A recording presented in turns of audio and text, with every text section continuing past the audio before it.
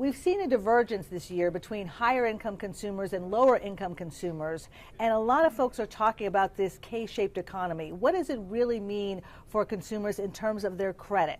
We're here today with the CEO of VantageScore, Silvio Tavares, to talk about that and so much more. Silvio, thanks for joining us. Thanks for having me, Sharon. Let's start by talking about VantageScore. What is VantageScore? Well, VantageScore is one of the leading national credit scores. We were established approximately 20 years ago by the three leading credit reporting companies, Experian, Equifax, and TransUnion. Since that time, we've grown to be a major player in the credit scoring industry. How many consumers have a VantageScore? Over 220 million people, we estimate, use the VantageScore to check their credit score.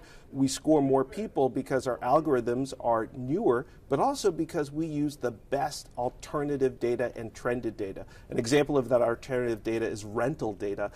If a consumer pays their rent on time for years and years, well, with our competitor score, they don't get any credit for it. But with the VantageScore, you do. And that's one reason why recently the government allowed VantageScore to compete to be the score used for conforming mortgages backed by Fannie Mae and Freddie Mac. It's interesting that you're offering this to people who may not have been counted before, and I'm wondering if that gives VantageScore a different perspective when looking at what everyone's been talking about in terms of this K-shaped economy, looking at the higher income consumers being at the top of that K, and then the lower income consumers and the pressure that they're feeling at the bottom end and that divergence that we're seeing. What is your outlook right now for where the consumer is today and where they're going to be in 2026? Well, where they are today is exactly that K-shape economy. That's been the dominant theme throughout this year, and we saw it heading into the holiday season. Those that are higher income and middle income, they kept shopping. Retail sales were up Black Friday, up 4.1%. When you look at the lower income consumer, they're not shopping as much. They're more exposed to the inflationary pressures, typically of not being a homeowner. Their rent is going up, and they're not protected against that. So that's been the dominant theme. And in fact, for high income and middle income consumers, their late payments, they've actually dropped 3 of the last 4 months. But when you look at the lower income consumers for that same period, their delinquencies have increased. And so that's a cause for concern as we finish out the holiday spending season, but it's also a cause for concern for 2026. So do you think that the K-shaped economy will the divergence continue? Will it widen? Will it close? What do you think? One of the biggest drivers of the K-shape is one single item, home ownership. Those consumers that own their own home have the ability to have more of a cushion when the economy is rough.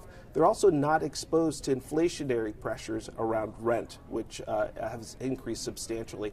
So that's one of the reasons we're so excited about VantageScore's opportunity to open up home ownership to millions more consumers so that they can own their piece of the American dream. And we know from all of the data that when consumers buy their homes, they also spend in other areas. 2/3 of the U.S. economy is made up of retail and consumer spending. And when you buy a home, you tend to want to fill it with nice things, and that's going to boost the economy as well. We're very excited about that for 2026. You sound very optimistic, but the latest report on consumer sentiment from the University of Michigan showed that many consumers are not as optimistic as they were even at the beginning of 2025. Do you think that there's a difference here between what people are feeling and what they're actually doing? Well, I think the challenge is that K-shape. So when you look at averages, the way we assess credit health for the average consumer is by the average VantageScore. A very low VantageScore, in fact the lowest, is VantageScore 300. The highest is VantageScore 850. Through the end of October, the average VantageScore was 701. So you look at that number, and the average consumer is very healthy. But when you step back, you realize that's the average.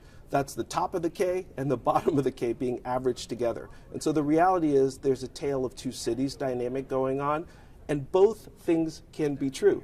There are many consumers that are actually experiencing very good economic health. If they're homeowners, if they have 401k invested in the stock market, they're feeling pretty good.